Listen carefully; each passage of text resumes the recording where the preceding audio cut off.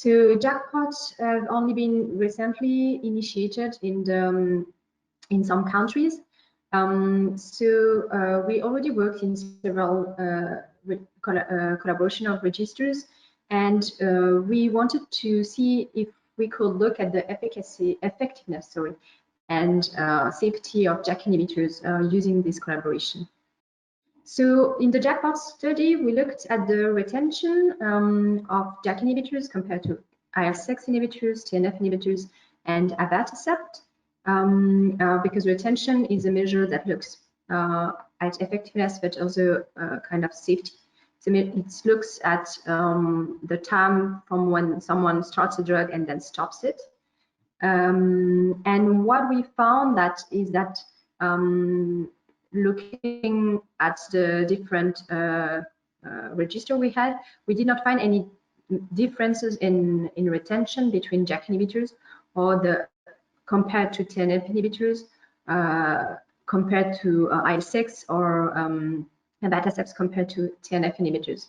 So the hazard ratio of discontinuation was the same for all these drugs. Although for JAK inhibitors, the point estimate was a bit lower, meaning that maybe the retention is longer, but the confidence interval was very wide, so we cannot conclude that at the moment.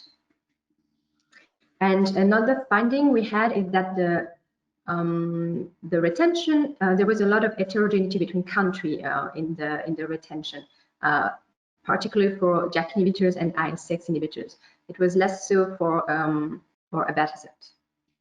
We looked in a previous abstract we had for ACR. We looked at there were like different guidelines between the countries about JAK inhibitors in particular, and we did not find there were particular guidelines that was involved. But maybe what's possible is that in some countries JAK inhibitors are a lot more expensive than biologic biosimilars, and they may switch to biosimilar faster because of that, if they don't see a really great improvement. And in some countries, JAK inhibitors are, even if there is no real guidelines, are given to patients who are more severe, who are failed more treatment. So this may explain some of the heterogeneity between the country, but it's something we want to explore a bit more. The conclusion we had is that what we found was reassuring when we looked at the retention of JAK inhibitors, because we had the population to which JAK inhibitors was given was more severe with more active disease, and despite this, we did not find a lower retention in the JAK inhibitors.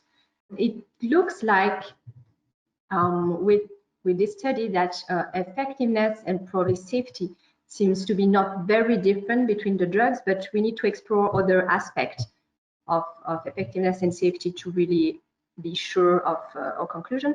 But the first results we have are reassuring.